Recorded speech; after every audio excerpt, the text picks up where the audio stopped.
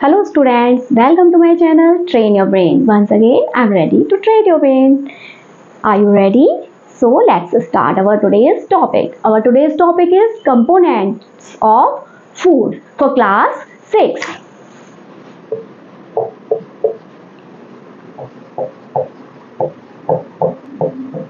Components of food के बारे में मैं लास्ट वीडियो में आप लोगों से बात कर चुकी हूँ। फूड के बारे में फिर वीडियो आप लोगों के लिए अपलोड कर चुकी हूँ, तो आप सभी फूड के बारे में जानते और समझते हैं।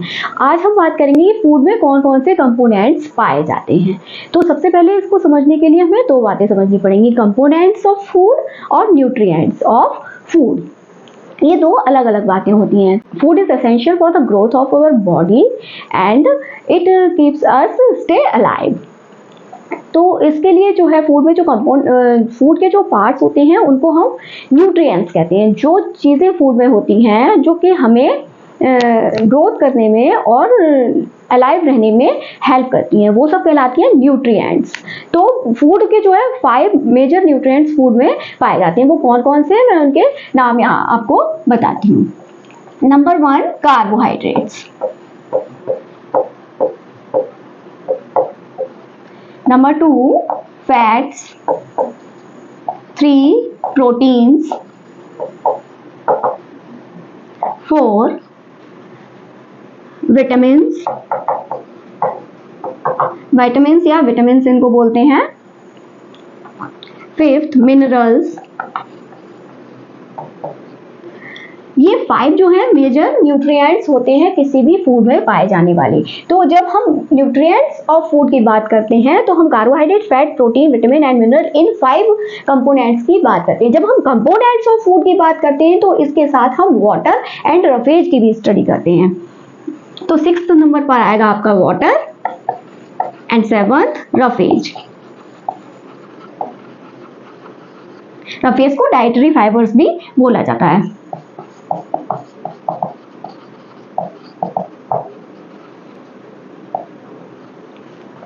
ये जो अभी मैंने बताया कि वाटर और रफेज, इसमें कोई भी न्यूट्रिशनल वैल्यू नहीं होती इन दोनों चीज़ों में, लेकिन फिर भी ये फूड के कंपोनेंट्स में आते हैं क्योंकि फूड के जो न्यूट्रिएंट्स हैं उनके साथ साथ वाटर और रफेज भी हमारी बॉडी के लिए बहुत इंपॉर्टेंट होते हैं, इसीलिए इनको कंपोनेंट्स ऑफ फूड में इंक्लूड किया जाता है। और न्यूट्रिएंट्स ऑफ फूड में ये जो ऊपर के 5 आपके जो न्यूट्रिएंट्स हैं इनको किया जाता है। तो ये बात आपको क्लियर होनी चाहिए। जब आप न्यूट्रिएंट्स ऑफ फूड की बात करेंगे तो सिर्फ इन 5 टॉपिक्स का आप डिटेल के बारे में बताएंगे, और अगर आप कंपोनेंट ऑफ फूड की बात कर रहे हैं तो ये 7 कंपोनेंट्स की बात हम करेंगे। तो इन सभी के बारे में हम आपको आज डिटेल में बताएंगे। तो सबसे पहले बात करेंगे हम कार्बोहाइड्रेट की। तो इस साइड से मैं आपको बताती जाती हूँ कार्बोहाइड्रेट्स।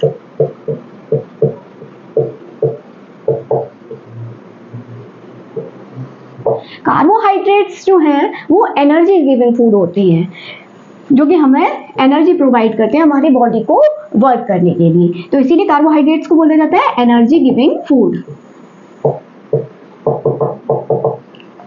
जो भी फूड आइटम कार्बोहाइड्रेट रिच होता है उसको एनर्जी गिविंग फूड बोला जाता है। कार्बोहाइड्रेट्स जो है हमें एनर्जी देते हैं हमारे डेली वर्क को करने के लिए। कार्बोहाइड्रेट्स जो है वो मेनली 3 फॉर्म्स में पाए जाते हैं प्लांट्स में। किसी भी प्लांट में 3 फॉर्म में मिलते हैं। सबसे पहले तो glucose, second sucrose, sucrose means जो नेचुरल शुगर होती है जो लोग यूज करते हैं वो, और थर्ड है स्टार्च। तो इसका मेन कंपोनेंट कार्बोहाइड्रेट का स्टार्च ही होता है क्योंकि मोस्टली फूड आइटम्स में स्टार्च मिलता है। ये तीनों जो कार्बोहाइड्रेट्स हैं ये तीनों ही फूड आइटम्स में पाए जाते हैं। तो इन तीनों आइटम से जो भी फूड आइटम होते हैं वो कहलाते हैं एनर्जी गिविंग फूड में आते हैं। तो ये किस किस में पाए जाते हैं? ये सबसे पहले तो आपका ये शुगर में मिलेगा। स्टार्च जो है वो पोटैटो, राइस, माइज, व्हीट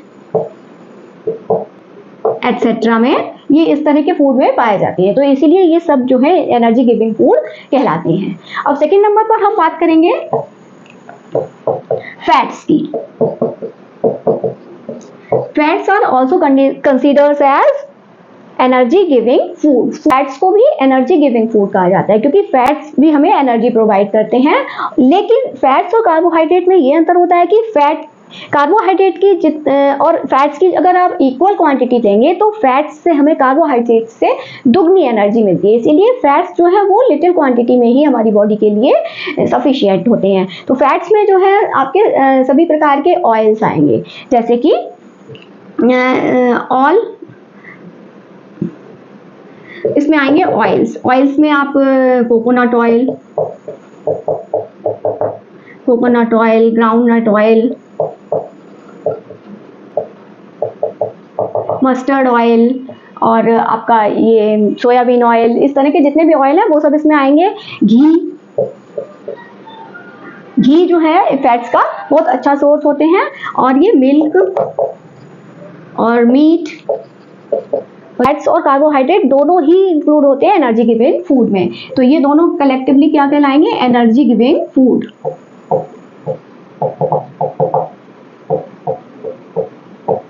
अगर आपके पास क्वेश्चन आता है, जनरली कार्बोहाइड्रेट्स को ही एनर्जी गिविंग फूड बोलते हैं, क्योंकि अगर फैट्स हम ज्यादा क्वांटिटी में लेते हैं तो हमारी बॉडी के लिए ये हार्मफुल भी होते हैं। तो इसलिए जो हमारी डेली नीड की जो एनर्जी रिक्वायरमेंट होती है वो कार्बोहाइड्रेट से ही पूरी होती है। हम फूड में अपने कार्बोहाइड्रेट ही ज्यादा देते हैं। जैसे कि आप देखते हैं ना कि जैसे आप व्हीट, माइज, राइस और ये चीजें अपने डेली फूड में ज्यादा लेते हैं, और घी, ऑयल, बटर वगैरह ये चीजें आप लिटिल क्वांटिटी में लेते हैं। 1, 2, 3, 4, 5 चम्मच से ज्यादा आप एक दिन में इसको कंज्यूम नहीं कर सकते। तो इसीलिए हमारी डेली नीड की जो एनर्जी की रिक्वायरमेंट होती है वो कार्बोहाइड्रेट से कंप्लीट होती है। तो जब भी अगर ये क्वेश्चन पूछा जाता है कि एनर्जी गिविंग फूड कौन से होते हैं, तो आंसर हमेशा कार्बोहाइड्रेट ही दिया जाता है। तो इतना ये कार्बोहाइड्रेट्स और फैट्स के बारे में आपको समझ में आया। और फैट्स का जो सोर्स है वो प्लांट सोर्स भी होता है और एनिमल सोर्स भी होता है, क्योंकि एनिमल्स से मिलने वाला प्रोडक्ट आपके घी, मिल्क, मीट वगैरह है, बटर, ये सब एनिमल प्रोडक्ट होते हैं, और जितने भी हमारे वेजिटेबल ऑयल्स होते हैं ये सारे होते हैं हमारे प्लांट सोर्स। तो इस तरह से ये दोनों ही चीजों से हमें मिलता है, दोनों ही सोर्सेस से हमें मिल सकते हैं ये। अब हम थर्ड नंबर पर बात करेंगे प्रोटीन्स के बारे में।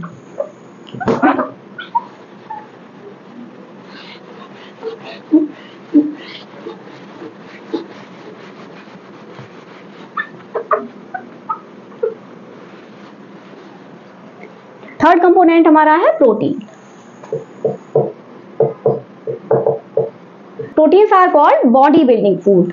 बॉडी बिल्डिंग फूड इनको क्यों बोला जाता है कि प्रोटीन्स जो हैं वो हमारी बॉडी को डेवलप होने के लिए मैटर प्रोवाइड करते हैं। जैसे कि जब आपकी बॉडी में कहीं बाउंड हो जाए या कट हो जाता है, तो जो उसकी जो हीलिंग होती है वो जो है प्रोटीन्स की वजह से ही आपकी बॉडी में नई सेल्स बनती हैं और आपकी हीलिंग होती है। तो इसीलिए प्रोटीन्स को क्या कहा जाता है?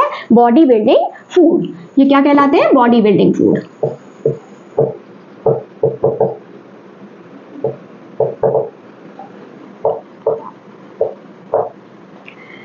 प्रोटीन जो है इसके भी सोर्स जो है प्लांट और एनिमल दोनों ही होते हैं। प्रोटीन में जो है वो आपका मिल्क,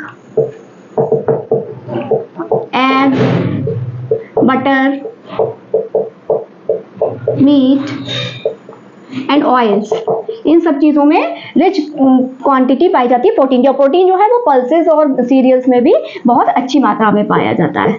पल्सेस, ग्राम, बीन्स, ये भी प्रोटीन रिच फूड आइटम्स होते हैं हमारे लिए। तो ये सोर्स जो है वो प्रोटीन के ये सभी होते हैं। तो प्लांट प्रोटीन और एनिमल प्रोटीन दोनों ही जो है रिक्वायर्ड होती है हमारी बॉडी के लिए, और लोग अलग अलग सोर्सेस से इसको गेन करते हैं।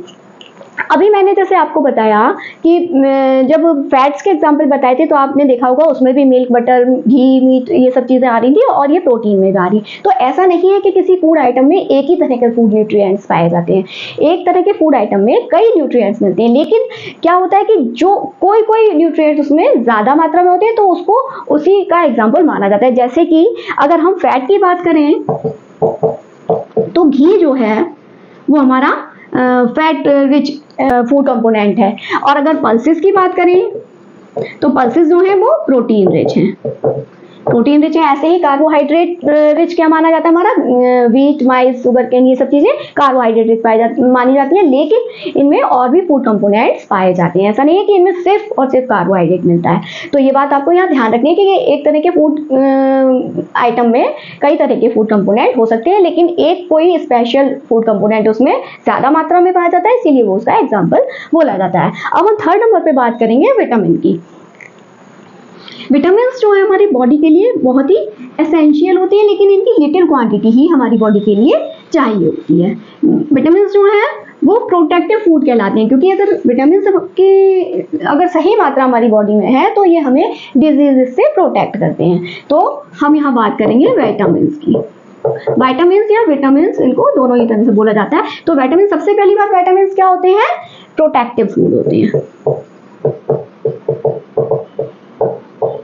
ये हमारी बॉडी की प्रॉपर ग्रोथ और हमारे ऑर्गन्स की प्रॉपर फंक्शनिंग के लिए बहुत जरूरी होते हैं। विटामिन जो है एक तरह के केमिकल्स होते हैं जो कि अल्फाबेटिक लेटर से अल्फाबेट किए जाते हैं। जैसे कि आपने सुना होगा vitamin A, vitamin B, vitamin C, vitamin D, vitamin E and vitamin K. ये 6 टाइप के विटामिन जो है वो फूड आइटम्स में पाए जाते हैं।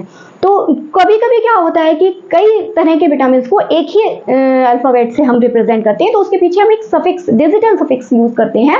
जैसे कि vitamin B1, vitamin B2, vitamin B6 and vitamin B12। ये कुछ विटामिन बी के टाइप्स होते हैं जो कि अलग अलग केमिकल होते हैं लेकिन एक ही ग्रुप में होते हैं, और इनको कलेक्टिवली बी कॉम्प्लेक्स बोलते हैं। तो इतना ये आपको समझ में आया। अब हम थोड़ा सा अलग अलग विटामिन के बारे में थोड़ा सा जानते चलेंगे यहाँ पर। जैसे कि vitamin A, B, C, D, E and K बताया मैंने, तो उसके बारे में थोड़ा हम यहाँ पर समझते हुए चलेंगे कि विटामिन, सबसे पहले विटामिन A से हम बात शुरू करते हैं। विटामिन A जो है वो हमारी आईज, स्किन एंड हेयर्स के लिए जो है उसकी प्रॉपर ग्रोथ के लिए और उनको हेल्दी रखने के लिए बहुत इंपॉर्टेंट होता है। विटामिन ए के सोर्स क्या होते हैं? तो विटामिन ए के सोर्स पता होने चाहिए, मतलब किसी भी विटामिन के सोर्स आपको पता होने चाहिए और वो किस लिए हमारे लिए एसेंशियल है, ये बात आपको यहाँ पर समझने की होती है। तो विटामिन ए जो है वो अभी मैंने बताया कि essential for our healthy hairs, eyes and skin के लिए विटामिन ए बहुत जरूरी होता है। इसके सोर्सेज क्या होते हैं? इसके सोर्सेज रहते हैं जितने भी येलो कलर फ्रूट होते हैं, जैसे कि मैंगो है, पपाया है, पंपकिन है, ये सारे जो हैं वो विटामिन ए रिच होते हैं। और वैसे मिल्क है और एग है आपका, या फिर ये जो है कैरेट है, इसमें बहुत अच्छी मात्रा में विटामिन ए मिलता है। तो इसके सोर्स के एग्जाम्पल में हम carrot, mango, pumpkin, papaya, egg and fish oil, fish liver oil, ये जो है इसके गुड सोर्स होती हैं। अब सेकंड नंबर पर हम बात करेंगे विटामिन बी की। विटामिन बी जो है वो हमारे डाइजेस्टिव सिस्टम, हमारे nervous system, muscle system and our heart यानी सर्कुलेटरी सिस्टम, इन सभी की प्रॉपर फंक्शनिंग के लिए बहुत जरूरी होता है। विटामिन बी के सोर्सेस मिल्क, घी, whole grain cereal. Whole grain cereal वो होते हैं जिसका कि पूरा ग्रेन हम यूज करते हैं फ्लोर बनाने में। जैसे कि आपने देखा होगा व्हीट एंड राइस, गेहूं और चावल जो होता है उसका पूरा फ्लोर, उसमें कोई कोटिंग नहीं होती, कवर नहीं होता है ना बाहर से, जैसे कि ग्राम में होता है, पल्सेस में होता है और आपका बीन्स में होता है, एक बाहर से कोट होता है ना उसमें, उसके अंदर सीड जो है होते हैं। तो ये जो इस तरह के राइस और माइज है, राइस है और ये आपका व्हीट है, ये होल ग्रेन सीरियल्स कहलाते हैं। यानी कि जब आप इसको ग्राइंड करते हैं तो ये पूरी तरह पिस जाते हैं और इसमें जो चोकर वाला आटा बोला जाता है ना, तो वो बनके तैयार हो जाता है इनसे, जो कि बहुत ही न्यूट्रिशियस वैल्यू रखता है। तो ये सब सोर्सेज हैं, ये सब विटामिन बी के। अब हम बात करेंगे थर्ड नंबर पर विटामिन सी की। विटामिन सी जो है वो हमारे टीथ, गम और जॉइंट्स की हेल्थ के लिए बहुत ही एसेंशियल होता है। विटामिन सी के सोर्स जो है वो क्या रहते हैं? All type of citrus fruits. Citrus fruits example orange, lemon, ये सब सारे सिट्रस फ्रूट्स होते हैं, इनमें रिच क्वांटिटी में आपको विटामिन सी मिल जाएगा। और एक बहुत ही अच्छा एग्जाम्पल होता है, बहुत ही अच्छा सोर्स होता है विटामिन सी का, इंडियन गूसबेरी यानी आंवला। आंवला को इंडियन गूसबेरी बोलते हैं इंग्लिश में। आंवला जो है बहुत ही रिच सोर्स होता है विटामिन सी का। ऐसा बताते हैं कि आंवला जो है अदर वेजिटेबल्स में या अदर सोर्सेज में जो विटामिन सी होता है, अगर आप उसको कुक करके यूज करेंगे उन चीज़ों को, तो उनका विटामिन सी खत्म हो जाता है। लेकिन आंवला एक ऐसा जो है वेजिटेबल या फ्रूट बोल सकते हैं आप इसको, जिसको अगर हम कुक करके भी यूज करेंगे तो उससे विटामिन सी जो है वो जैसे का तैसा ही रहता है। तो इसलिए आंवला बहुत ही अच्छा सोर्स माना जाता है विटामिन सी का। इसमें ग्रीन लीफी वेजिटेबल्स, वैसे तो सभी वेजिटेबल्स किसी ना किसी विटामिन की सोर्स होती हैं, इसीलिए विटामिन की सोर्स जो है ग्रीन लीफी वेजिटेबल्स और फ्रूट्स को जो है पूरा विटामिन में माना जाता है, विटामिन के सोर्स माने जाते हैं ये। तो विटामिन ए, बी और सी की बात हमने कर ली है। अब हम विटामिन डी, ई एंड के की बात करते हैं। यहाँ स्पेस नहीं है इसलिए मैं थोड़ा इसको हटाती हूँ, तब बात करेंगे हम vitamin D. Vitamin D, vitamin D is essential for normal growth of our teeth and bones. हमारे टीथ और बोन्स की नॉर्मल ग्रोथ के लिए विटामिन डी जो है वो बहुत ही जरूरी होता है। विटामिन डी के सोर्सेज जो हैं वो क्या रहते हैं आपके? मिल्क, बटर,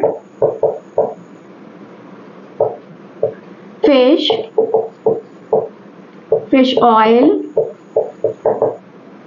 और कुछ मात्रा में जो है विटामिन डी वो हमारी स्किन में ही बन जाता है अपने आप। कब? जब हम डायरेक्ट सनलाइट के कांटेक्ट में होते हैं। आपने सुना भी होगा कि जब न्यूली बॉर्न बेबीज होते हैं वो उनको धूप में ले जाया जाता है, थोड़ी देर उनको धूप में दिखाई जाती है। तो वो इसीलिए क्योंकि उनकी बॉडी में विटामिन डी जो है प्रॉपर जो है बन सके। क्योंकि अगर विटामिन डी अच्छी तरह से नहीं बनेगा बच्चों की बॉडी में तो वो एक डिजीज होती है रिकेट्स, वो उनको हो सकती है। इसीलिए उनको धूप में ले जाना बहुत जरूरी होता है। और हम बड़े लोगों के लिए भी अगर हमें प्रॉपर विटामिन डी जो है वो चाहिए तो हमें थोड़ी देर धूप लेनी चाहिए।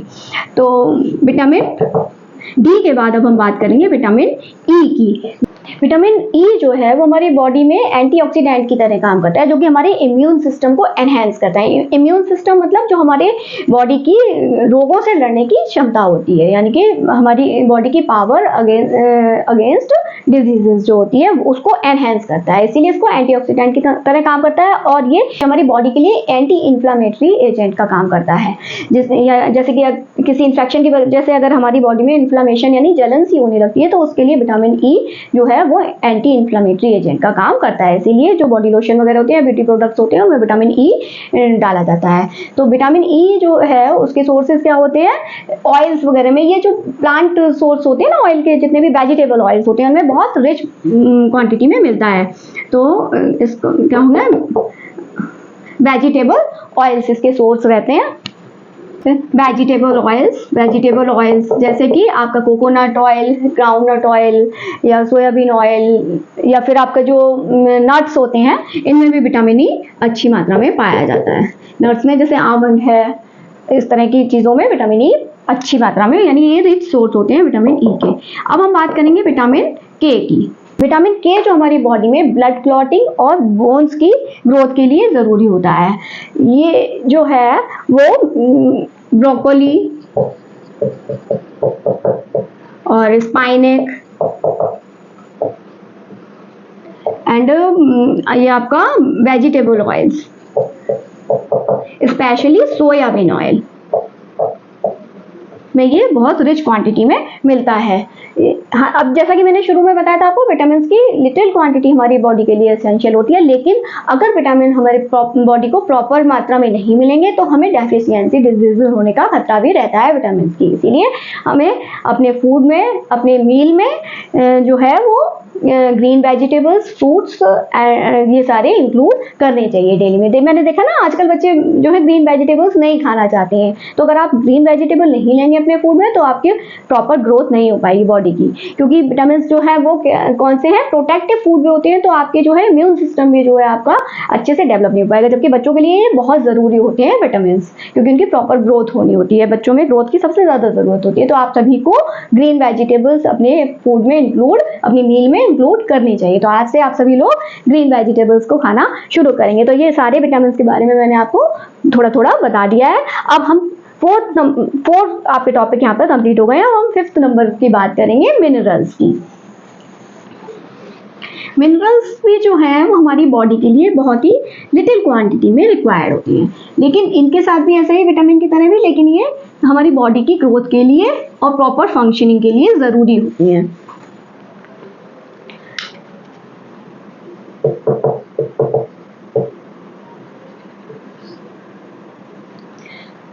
मिनरल्स जो है वो हमारी बॉडी में डायरेक्ट हमारी बॉडी में जैसे एलिमेंट की फॉर्म में नहीं होते हैं। हमारी बॉडी में जो मिनरल्स हैं वो इनके सॉल्ट सॉल्यूशन की फॉर्म में होते हैं। जैसे कि कौन कौन से मिनरल्स हमारी बॉडी में पाए जाते हैं? Iron, iodine, potassium, phosphorus, calcium etcetera. तो ये डायरेक्ट नहीं होंगे एलिमेंट की तरह, ये क्या होंगे? सॉल्ट सॉल्यूशन की फॉर्म में होते हैं। ये इनके सॉल्ट्स जो होते हैं वो हमारी बॉडी में पाए जाते हैं। तो कुछ मिनरल्स के बारे में हम यहाँ बात करते हुए चलेंगे। तो सबसे पहले हम लेंगे calcium and phosphorus. Calcium and phosphorus हमने यहाँ इनको साथ साथ इसलिए लिया है क्योंकि कैल्शियम और फॉस्फोरस दोनों ही हमारी बोन्स की ग्रोथ के लिए और बोन्स फॉर्मेशन के लिए बहुत एसेंशियल मिनरल्स हैं, इसीलिए हम यहाँ दोनों की साथ में स्टडी करेंगे। तो दोनों ही क्या है? Essential for formation of bone, formation of bones and teeth. तो कैल्शियम जो है उसका रिच सोर्स क्या रहता है? कैल्शियम जो है वो मिल्क,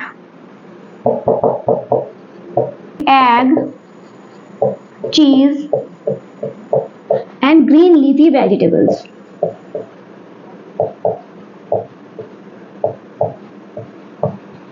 ये जो है ये कैल्शियम के सोर्स होते हैं। और फास्फोरस के सोर्स क्या होते हैं?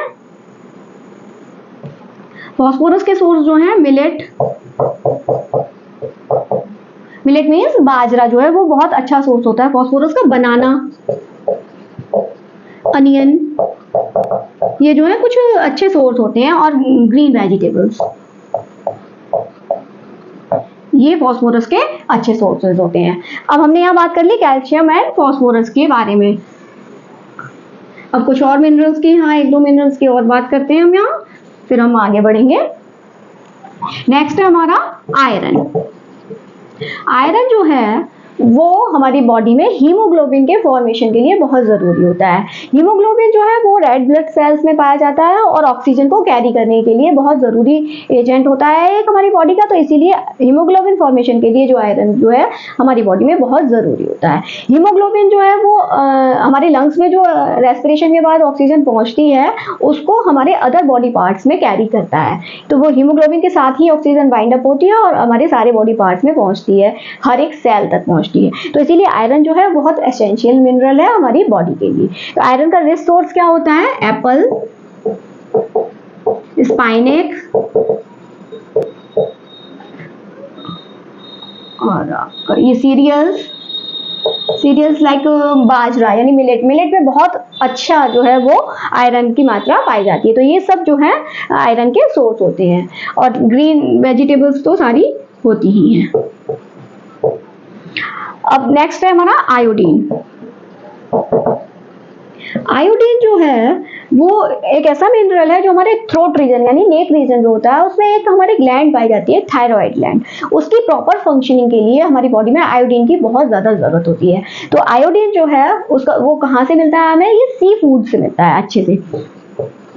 सी फूड यानी कि जो समुद्र में पाए जाने वाले एनिमल्स जो होते हैं, जो लोग अगर सी फूड खाते हैं, यूज करते हैं, नॉन वेजिटेरियन है तो उनको जो है ये सी फूड से अच्छी तरह से मिल सकता है। या फिर आयोडाइज नमक यूज कर सकते हैं,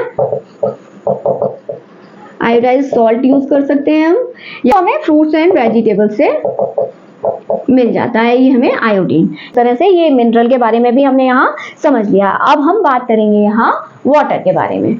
तो इसको मैं इरेज करती हूँ, फिर हम बात करेंगे वाटर के बारे में।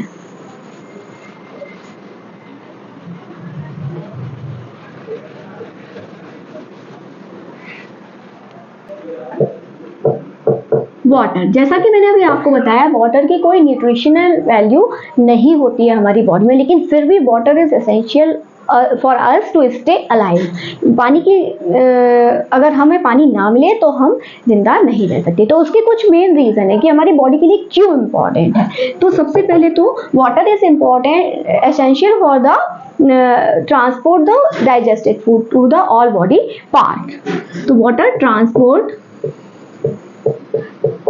digested food to all body parts. Second, it transport essential chemicals and hormones. Third, it is necessary to get rid of waste products of our body. Useful to get rid of waste products. And fourth, it is important to regulate our body temperature.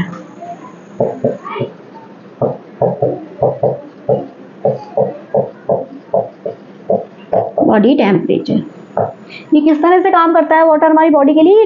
Digested food जो भी हमारी body में होता है, जब alimentary canal में digest हो जाता है फूड, तो वो वाटर जो है वो हमारी बॉडी एक अच्छा सॉल्युबल का काम करता है। तो जितने भी केमिकल्स हमारी बॉडी के होते हैं वो सारे वाटर में डिसॉल्व हो जाते हैं। तो ऐसे ही डाइजेस्टेड फूड वाटर में डिसॉल्व होकर हमारी बॉडी के हर सेल तक पहुँचता है। तो ये जो है वाटर जो है एक बेस प्रोवाइड करता है हमारी बॉडी के फ्लूइड के लिए।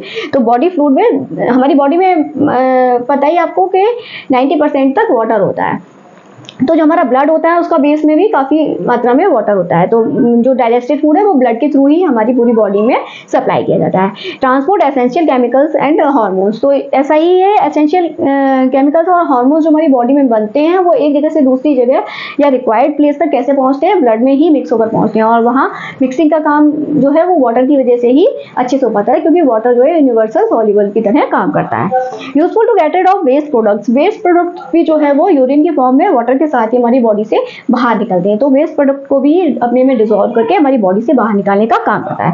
रेगुलेट अवर बॉडी टेम्परेचर, अपन हमारे बॉडी टेम्परेचर को किस तरह से रेगुलेट करता है वाटर। जब कभी हमें ज़्यादा गर्मी लगती है तो क्या होता है, स्वेट सिक्रीशन होता है हमारी बॉडी से। स्वेट सिक्रीशन मीन्स पसीना निकलता है। तो वो उस पसीने जब हमारी बॉडी से बाहर निकलता है तो उसको इवेपोरेट होने के लिए हमारी बॉडी से जो है हीट लेता है, जिससे कि हमें थोड़ा सा कूल फील होता है।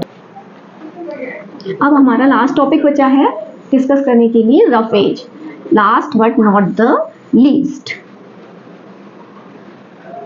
रफेज भी जो है एक इम्पॉर्टेंट कंपोनेंट है हमारी बॉडी के लिए।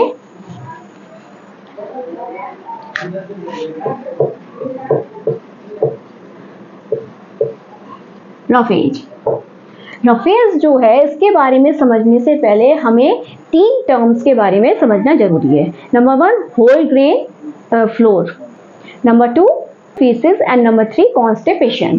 तो सबसे पहले हम बात करेंगे होल ग्रेन फ्लोर की। होल ग्रेन फ्लोर, जैसा कि मैंने अभी आपको थोड़ी देर पहले भी बताया था, होल ग्रेन फ्लोर वो होते हैं जो कि पूरे अनाज को पीसकर हम जिससे कि हमें उसका आटा मिलता है, जैसे कि हमारे लिए माइस, राइस एंड व्हीट होते हैं। तो उसमें क्या होता है, बार्न जो होता है उसका फ्लोर का, यानी बाल यानी चोकर, यानी भूसी का जो पार्ट होता है वो उसमें से निकाला नहीं जाता। तो जो चोकर वाला जो आटा है वो हमारे लिए ज़्यादा इम्पॉर्टेंट, हमारी बॉडी के लिए ज़्यादा न्यूट्रिशियस तो नहीं कहेंगे, लेकिन हमारी बॉडी के लिए रिक्वायर्ड होता है। सेकंड बात मैंने की फेसेस। फेसेस क्या होता है,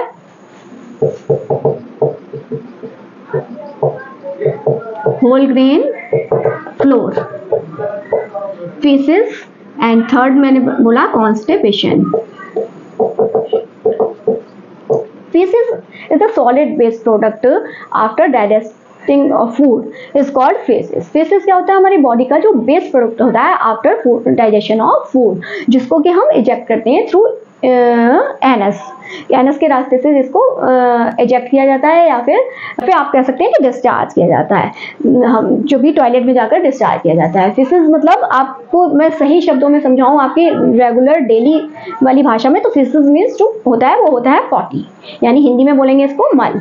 ठीक है, तो ये जो है ये 3 टर्म मैं क्यों समझा रही हूँ रफेज से पहले आपको, ये अभी मैं आगे बताऊंगी तो आपको समझ में आए। कॉन्स्टिपेशन क्या होता है, कभी कभी आपने देखा होगा कि फिसेस डिस्चार्ज करने में प्रॉब्लम होती है, आपको टाइट हो जाता है आपका फिसेस और वो अच्छे से डिस्चार्ज नहीं हो पाता है, उसमें प्रॉब्लम होती है, तो इस कंडीशन को बोलते हैं कॉन्स्टिपेशन। ये तीनों टर्म समझने के बाद अब हम रफेज के बारे में बात करेंगे आपको। जैसा कि मैंने पहले भी बताया था आपको, रफेज में कोई न्यूट्रिशनल वैल्यू नहीं होती है, लेकिन फिर भी हमारी बॉडी के लिए बहुत ज़्यादा रिक्वायर्ड होते हैं। तो क्यों होते हैं, ये क्या होते हैं, आखिर में रफेज होता क्या है? रफेज को डाइटरी फाइबर्स भी बोला जाता है।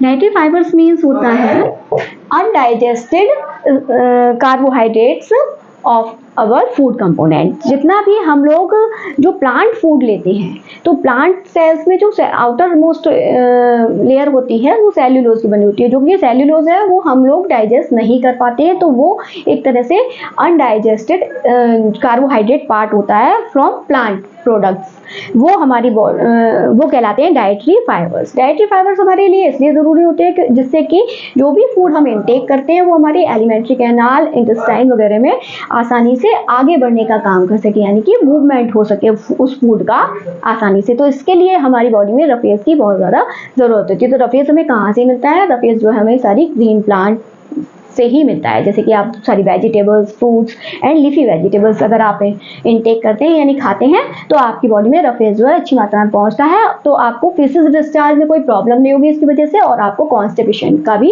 सामना नहीं करना पड़ेगा। तो ये होल ग्रेन फ्लोर होता है, उसमें अच्छी मात्रा में फाइबर्स भी पहुंचते हैं हमारी बॉडी में, इसीलिए चोकर वाला आटा हमें खाना चाहिए, जिससे कि वो फाइबरस रहता है हमारी बॉडी के लिए, तो जो फूड है उसका मूवमेंट अच्छे से होता है। तो आज आपने मेरे साथ जाना कंपोनेंट्स ऑफ फूड के बारे में, carbohydrates, fats, protein, vitamin, minerals, water, roughage and roughage और डाइटरी फाइबर्स, ये सब आपको आज आई होप अच्छे से समझ में आए होंगे। तो कंपोनेंट्स ऑफ फूड के बारे में ये जो सेशन मेरा आज का, वो आपको कैसा लगा मुझे कमेंट करके ज़रूर बताइएगा। अगर अच्छा लगा है तो अपने फ्रेंड्स के साथ जरूर शेयर कीजिए, जिससे वो भी इसका बेनिफिट ले सके, और आपको पसंद आया तो लाइक ज़रूर कीजिए, और अगर चैनल पर नए हैं तो सब्सक्राइब कीजिए और बेल आइकन दबाना मत भूलिए, जिससे आने वाली वीडियोस के नोटिफिकेशन आपको टाइम टू टाइम मिलते रहें।